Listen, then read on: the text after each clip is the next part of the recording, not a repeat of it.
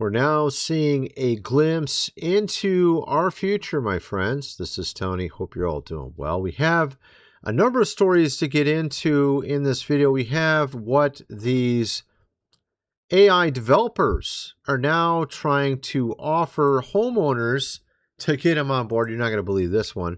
We have also a clip from Jennifer Aniston and what she recently said that's going viral.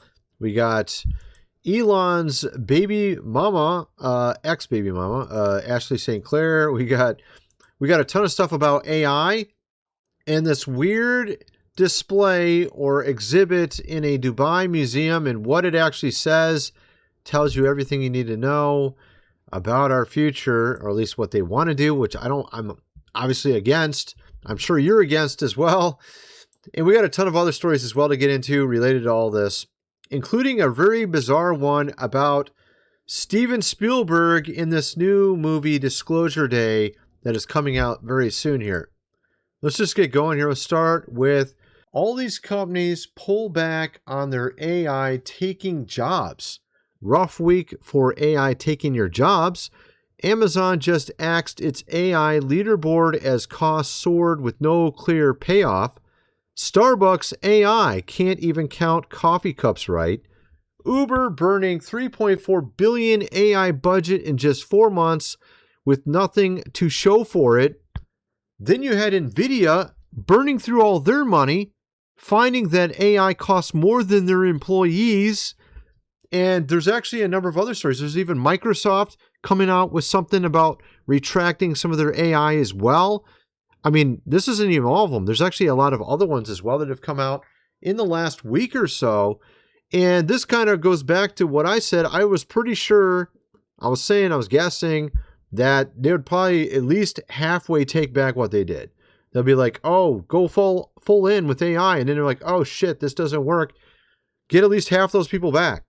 And we're now seeing that. Actually, it seems to be even more than that, what I was saying, at least at this point in time. You even have Peter Thiel leaving the country, going to Argentina, and apparently he's obsessed with the Antichrist. I'm going to actually get into that in detail in my other video because there's like an insane number of stories with regards to this, and it's really mind-boggling what's going on because he moved to Argentina, and there's some curious things surrounding that considering he's head of Palantir. All right, I'll get into that actually in my other video more. This streamer named Morgpie, I don't know if you've ever heard of her, but it's getting pretty crazy what she's doing on her Twitch streams to get people's attention. Obviously, she's flaunting herself. Check this out. Wow. These hoes are running wild. Oh my god. Oh my god. What is this? Somebody goes, is that Dan Clancy? Oh wow. I don't know if I'm really gonna be able to look at that. Please, this is crazy. Streamer bans Morgpie. What is this here? Damn! They just can't get this bitch under control. They can't stop her. Unbanned after 11 hours. 13 bans. Unbanned after a day. Unbanned after... They like her because she gets so many viewers. They just bend the rules to allow her to be on there. Obviously, more degenerate by the year. When it comes to these Twitch streamers, it's getting pretty crazy. As you saw there, she had 2 guys behind her in those GIMP outfits or whatever you call them. It's just really disgusting. This is the kind of stuff they call entertainment these days. I think the standards have gotten a little lower lately. I don't know. Things have gotten a little lower. You have here Elon Musk's ex-baby mama, Ashley St. Clair. She claims that Elon offered her $40 million. Let's just hear what she has to say here. I actually made a comment. A lot of people like my comment. Check this out first. That were uncomfortable, particularly as it relates to women and the treatment of women within the right wing. I had experiences of my own, like with members of Congress, like Madison Cawthorn. While I was working at Republican companies, I had horrible experiences with people like Benny Johnson. I saw things that were uncomfortable, but I couldn't leave. And then eventually, skipping through a few chapters, I get an offer for $40 million for an NDA. And From whom? from Elon. Okay. From him. So when you're An NDA, like to never say anything about him ever? non-disparagement into eternity. Okay. 40 40 million. 40 million. Okay, so she's claiming that Elon offered her 40 million to sign an NDA so that she won't talk, right? I'm guessing that's not what happened. She's kind of known for being a grifter and just taking money. You know what I mean? Like, she'll do anything for money. Obviously, she was trying to get pregnant by Elon so she could get endless money. That was the entire point. Matter of fact, she even sought him out beforehand, even told friends a couple years beforehand, I got to get in touch with Elon. I need to get in touch with him. She's one of those looking for gold, right? I wrote this underneath it. If Elon offered her 40 million to sign an NDA, we would not be hearing from her. She is totally about the grift and the money. So I know this one is highly likely a lie. Yeah, I think a lot of people agree with me. It seems like it is pretty obvious that's how she is. It really is the case. And like I said, we're going to get into these crazy things. I got this one display to show you from this Dubai Museum of the Future. We'll show you that next. And a ton of other stuff about AI and who got just appointed to head it. You ain't going to believe who. And we got a bunch of other insanity as well, what they're offering you and I to sell our houses so that we can have those built on them. But before we get into that, first I'm going to mention Food Supply, 25-year shelf life. Link is in the description. 3 months worth for $7.97. You're going to definitely want to get that before the AI data center takes over, or robots, or whatever, Terminator, or mostly peaceful protests, or the next whatever it might be. You want to be prepared for it.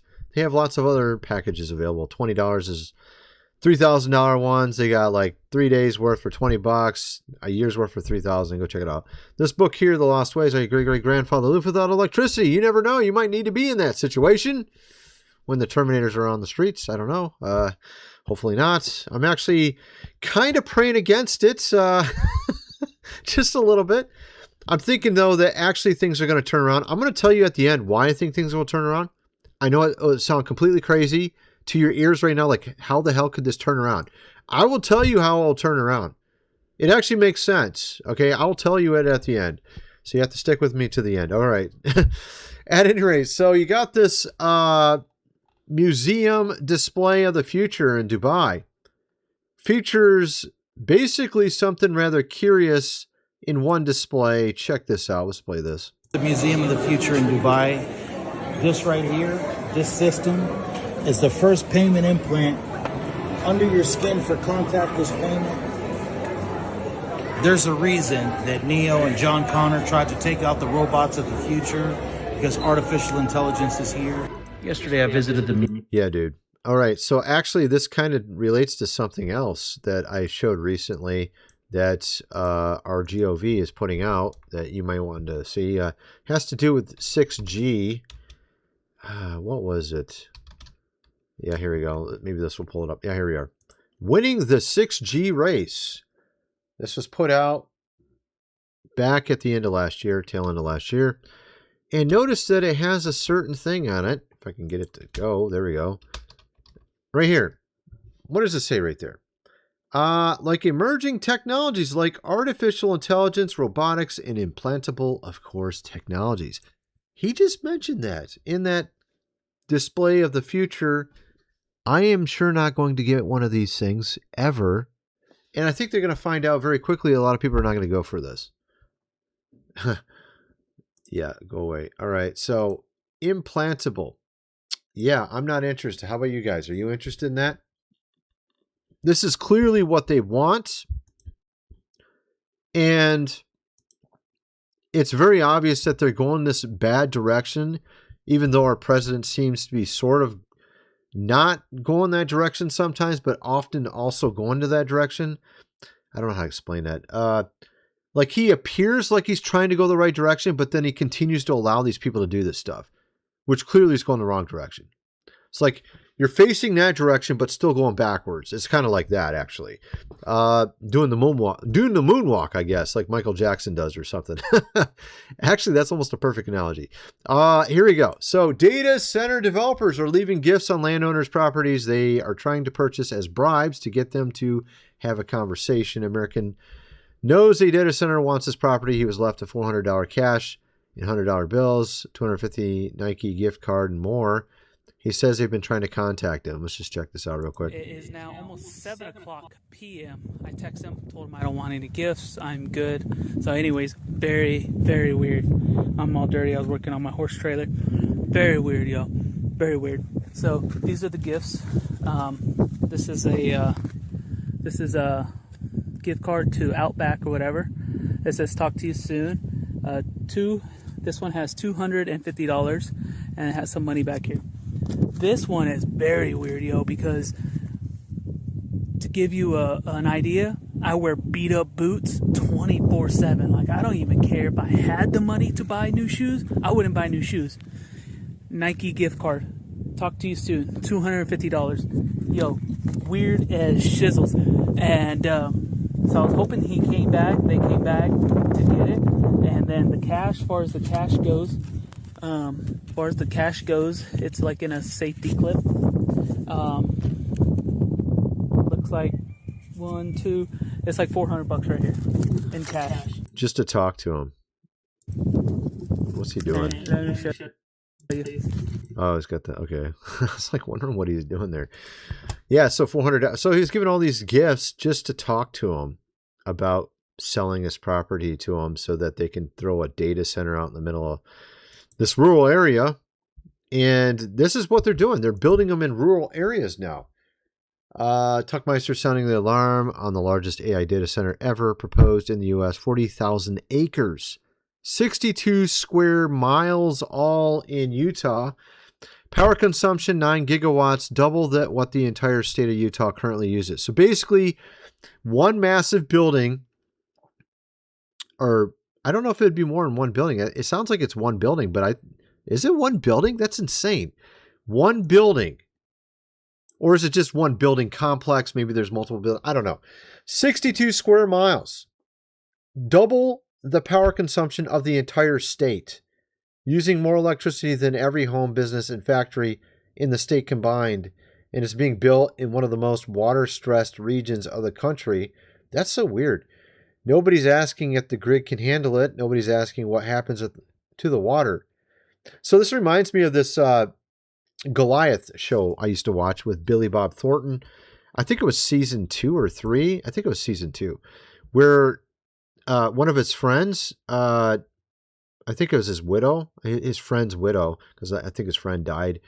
She was on a farm, and they were, just had a small farm, and all of a sudden the land just started caving in. Actually, I think that's what happened. Her husband died from the land caving in, and he was going there to help represent, because Billy Bob Thornton is the lawyer in the show, and he was going to represent her.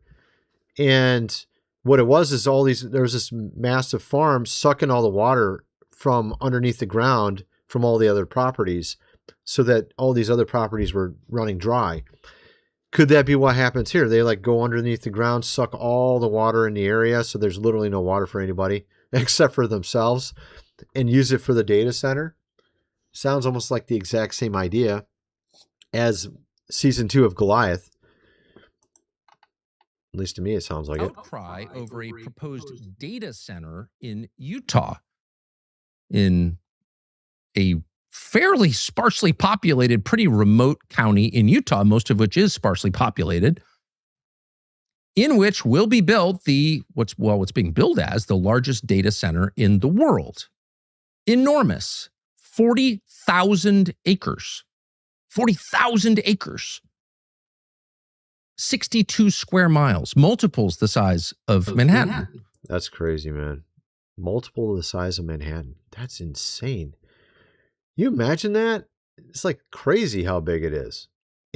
But so there is some good news, okay? Like, I've been obviously giving you a little bit of bad news here, right? A little bit. I actually do think this will turn out good in the end. I know it sounds completely insane to say that at this point, but I actually have some ideas why. I've been predicting a couple things. For one, I've been saying that they're going way too hard on this AI and that the market is a bubble. And I say that, and I've said, and I've predicted that they will cut half back. Like they'll fire, say, 100 employees, they'll bring back 50. And you're already starting to see some of this stuff happen. Microsoft just announced to ban its own engineers from using AI due to the cost of using it. VP of NVIDIA said the cost of AI for my team was more than the humans. AI can cost more than human workers now. So this is my point. I was seeing a lot of issues with AI and how quickly they were rolling it out. It reminded me of the dot-com bubble. I think a lot of this stuff's going to be scaled back. It's not going to work out like they think. And I think Sam Altman is also concerned because he is now putting out a new IPO, right? For a company, an AI company. And before he would say, yeah, I think AI is going to take most jobs. Now he's scaling that back. Whether or not it's because he changed his mind or is it because he's investing in this stuff and now putting an IPO out, right? Because you've had Jeff Bezos and a lot of others talking this way as well. Sam Altman spent years telling the world AI would replace most jobs. Entire job categories gone. Millions of people panicked. Government wrote legislation around it. Kids changed their career paths over it. Now he says he was publicly wrong. He also just filed a $1 trillion IPO. Nothing makes AI sound safer than when you're about to go public. So this was another thing I noticed. Like if you go look at Kevin O'Leary, you go look at Jeff Bezos, even Elon Musk, they're all talking like the positive aspects of AI now. They're talking like, hey, this isn't going to take all the jobs. Hey, also, look, only one person in the family is going to have to work again. This will cause deflation, which is the case, and it would be true, assuming that those in charge don't start printing more money, which, by the way, they're already going to print more money to buy Bitcoin. I just read that today. $1 trillion to buy Bitcoin. 5% of the Bitcoin is going to be bought up by the government.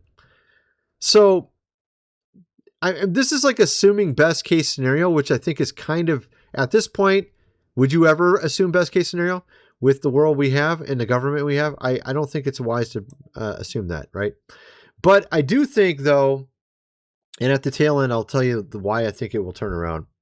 It will sound, I think it will sound good to you guys. I think you'll get it. It'll make sense. All right. But we got to go through all this stuff. We're going to go through all this stuff. We got Pam Blondie. Pam Blondie now appointed to the AI panel where she will help coordinate between federal government and AI firms. Bondi will also take on newly created advisory role focused on national infrastructure. I'm laughing because I know she'll do exactly what they want, which is basically nothing and not get in the way and just let them do whatever the hell they want. Because we've already seen what she can do with the files, with Jeffrey and the island. She literally did nothing. Absolutely nothing. They fired her from that job. They're moving her sideways to a new job. It reminds me of like managers in companies. Like you got the worst manager ever. He's just horrible. And what do? They move him to a new position. They never fire him. They just move him to a new position. It's so irritating. But if an employee that's like a, lower than the manager, engineer or just regular blue collar worker, whoever it is, he screws up, he's fired. The manager screws up, moves sideways. I remember this one manager where I used to work as an engineer. He was so bad, they literally just took all the people underneath him and removed him and just put him over in a corner by himself and gave him a paycheck. Like, he could not manage anybody. He was so horrible at his job. And they just basically put him in a corner and had him manage nobody. And they still paid him. I'm like, what the hell? Just fire the guy. He's horrible. They will not fire people. And this seems like the government's the same retarded thing, like, oh, look, she did a horrible job. Let's just move her to a new position. She's over AI now. I'm sure that's going to go well. I guess she can destroy everything while she's at it. She can destroy that. Now she can destroy this.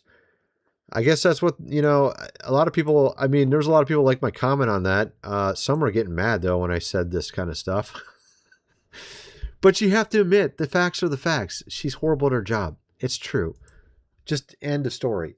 Then we got this story here.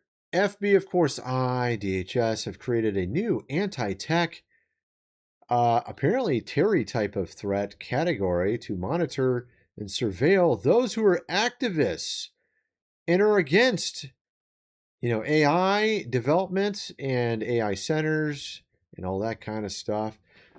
This is so ridiculous. There's literally been nothing in this category yet of anybody doing anything. Like, what's happened? Nothing. Like, have you heard any stories of someone crashing a drone into one or something? I haven't heard anything. The last time I heard of anything like this was like a Tesla getting hit by stuff, right? That was like a year ago or something. I haven't heard anything in the area of AI centers at all. Like, they're making this task force already. They know people hate these things. No one's doing anything I've seen that's, well, I guess there was, okay, you can say this. This is not an AI, data center, but you could say Sam Altman's house. Yeah, someone came to Sam Altman's house and threw some stuff at it and shot some stuff at it. That happened, okay? But Sam Altman also said, hey, this AI could cause the end of the world, but hey, we're going to make money in the meantime, right? He's literally said stuff like that. So, I mean, obviously, if you're causing people to lose all their jobs, it's not surprising people will be upset about it. This doesn't make them extremists or anything of the sorts. It just means they hate what you're doing and you're not listening. You're just like, oh, no, we want to make money. We want to put AI everywhere. That's what you're doing. But like I said, there is some good news to this silver lining. We have some people realizing this whole all-in AI thing is not going to work.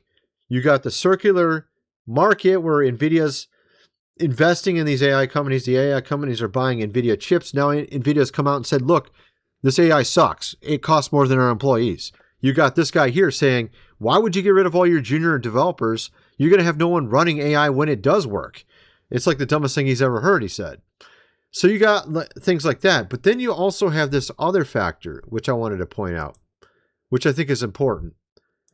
So now this is going to sound crazy to some, but I think it's going to make sense to those that are my regular listeners, at least. We just recently dedicated America back to God. Okay. Now, everyone that doesn't believe in God, they'll be like, so what? Who cares? Whoa, that doesn't mean anything, right? But those who do believe in God and understand there's a thing called dominion, if you dedicate your nation to God, that gives God permission to do stuff in your country. So before this, and again, I've covered this on video before, there was supposedly a deal made back around the time of, I think, what was it, I'm trying to remember the exact year. I covered this before. Okay, let me look up something real quick.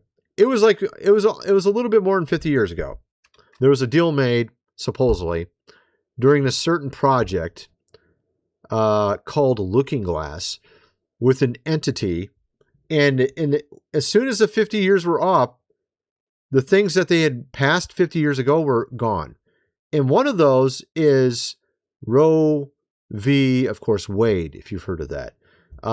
Let's see here. Looking Glass. I covered this all before. I know if you don't believe in God, you don't believe in the spiritual realm, this is going to sound, like, what are you talking about, dude? But the fact is, our world has changed so drastically in such a short period of time. You can't just say that's by happenstance.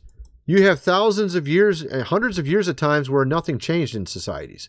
Hundreds and even thousands of years in some places, where it's almost the exact same as it's always been. All of a sudden, out of nowhere, in the last 100 years, last 200 years, you got all this insane industrialization, AI, all this crazy stuff out of nowhere. It's a little weird, considering all the thousands of years before that, nothing like that happened.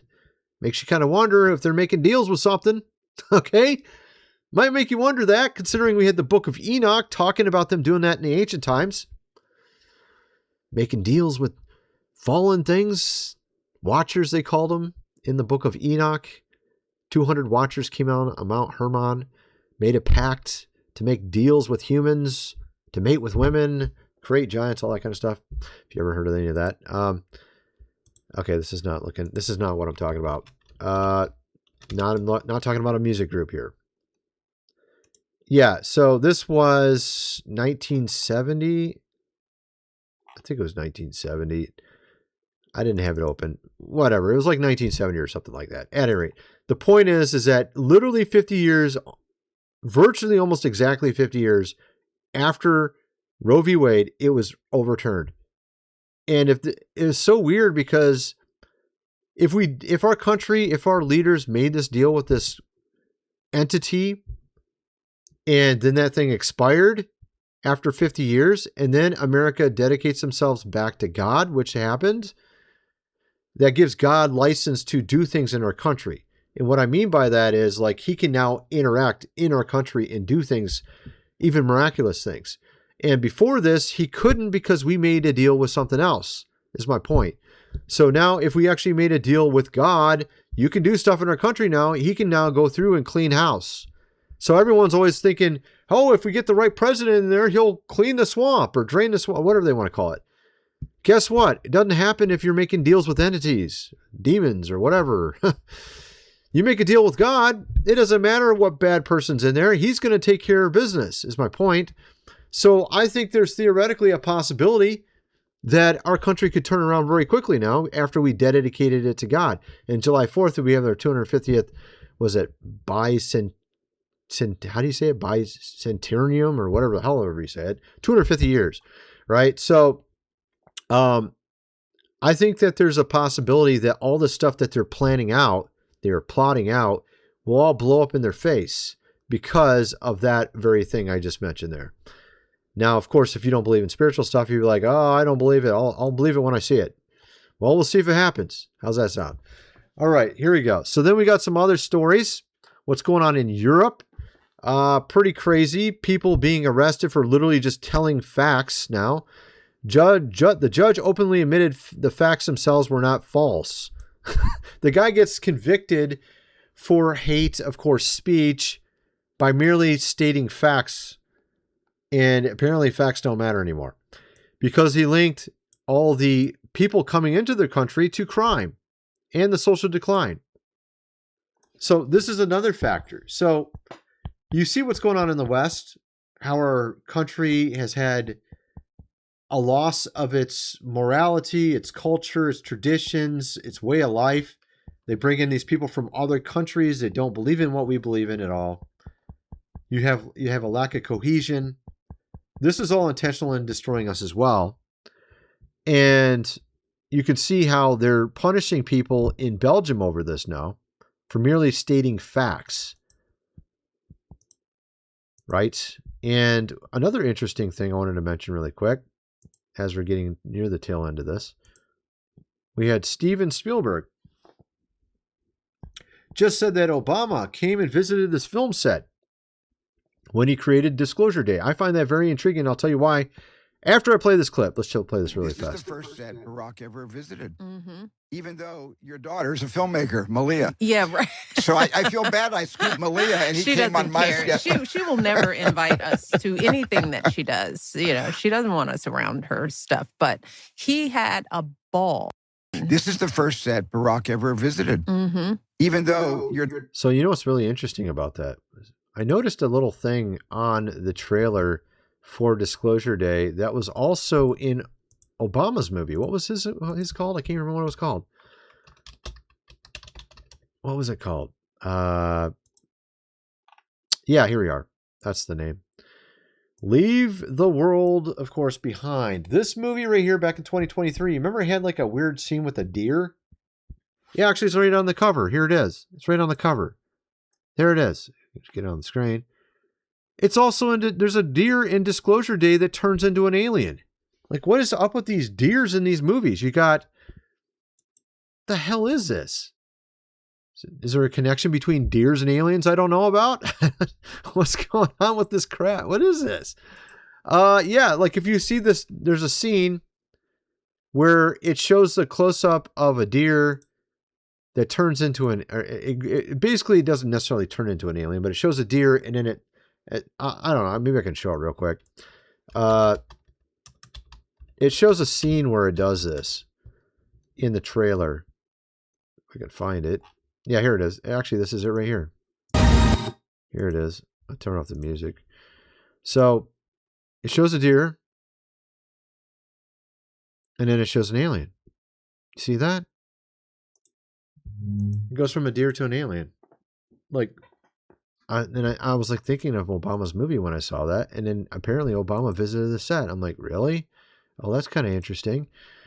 But like I said, we already had our nation dedicated back to God, and now we are also going to celebrate the 4th of July on July 4th, obviously the 250th anniversary.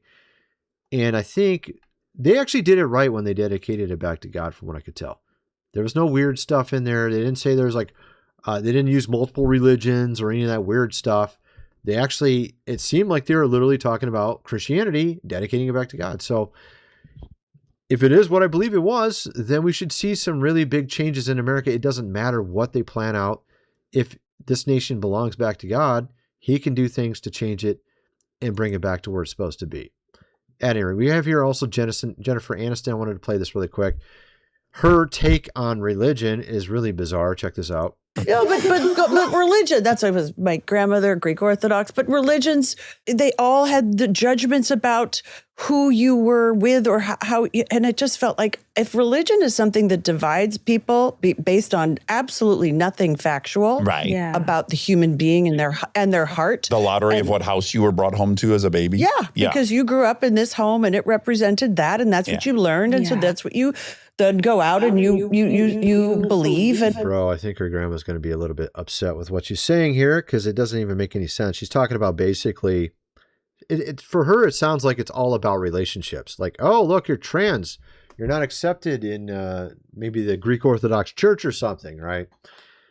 Obviously, there are churches that do accept that stuff out there. But what I'm saying is, I think she's making this into something very simplistic. Clearly, religion is not about just who you're in a relationship with. It's not about, human to human stuff. It's about a lot more than that. When you die, she mentioned hell and stuff. It sounded like she was talking about Protestant hell, not Orthodox hell. It sounds like she doesn't even know what her own religion was, like, or at least her grandmother's religion. Maybe her mom was not religious whatsoever. Maybe that's why she has no clue about what Orthodox think about the afterlife, because it sounds like she doesn't. It's just so weird listening to Hollywood actors and actresses talk about religion, especially when they don't know anything about it. You know what I mean? I find it just like, oh my goodness, just totally cringe listening to her. She seems pretty clueless. And then of course they're talking like, what if you're born in a Muslim household? What if you're born in a Buddhist household? What if you're born in an atheist? I think God can handle that. She's talking like, it sounds like someone who's Protestant would be saying the stuff she's saying, not someone who's Orthodox. Greek Orthodox. Now, I'm Protestant by default because I'm not Orthodox or Catholic, although my wife's Catholic. But the fact is, like, there's a lot of different views on hell as well. A lot of people are not aware of it. They just assume that there's this one type, eternal torment. You die, you're screwed if you didn't believe, or something like this. But in reality, there actually is 3 different major opinions in the early church on the afterlife. One of them was that God annihilates some and saves others from hell. So one viewpoint is that hell is like a prison, and some get out of it and go to heaven, and some of them end up with death row, where you literally die, a spiritual death, and you're just gone completely. And like death row is usually reserved for the really, really nasty ones, kind of like the worst people you can imagine, end up in death row. And this actually kind of fits sort of the book of Enoch. Talks about 4 chambers. The two top chambers were for the righteous, the 2 bottom chambers for the wicked. And in the 2 bottom chambers, there was the one chamber you could get out of, and then there was one you couldn't get out of. And the very, very bad ones went to the one way down at the bottom you can't get out of. And those are the ones that end up annihilated. They end up in the lake of fire, and after so long, they're just gone. They get their second death. Now, that's one viewpoint that you probably never heard in church, but that is a viewpoint from the early church. There's another one, even on top of that, there's another one that says God uses hell to beneficially discipline people and bring them to the truth, and then eventually everyone gets to heaven, which I don't believe that one, but there's that was a viewpoint of Alexandria. Clement of Alexandria taught that, Origen taught that, but I think the predominant one in the early church was the one I first said there, the one that's kind of like a prison. You get into hell. If you're not that bad, you'll eventually, through punishments and repentance and faith, you'll get out of there. And then if you're like a really bad person, you're going to end up in the lowest one and you'll never get out of there. Okay. So that was a predominant viewpoint, I think, in the very early church.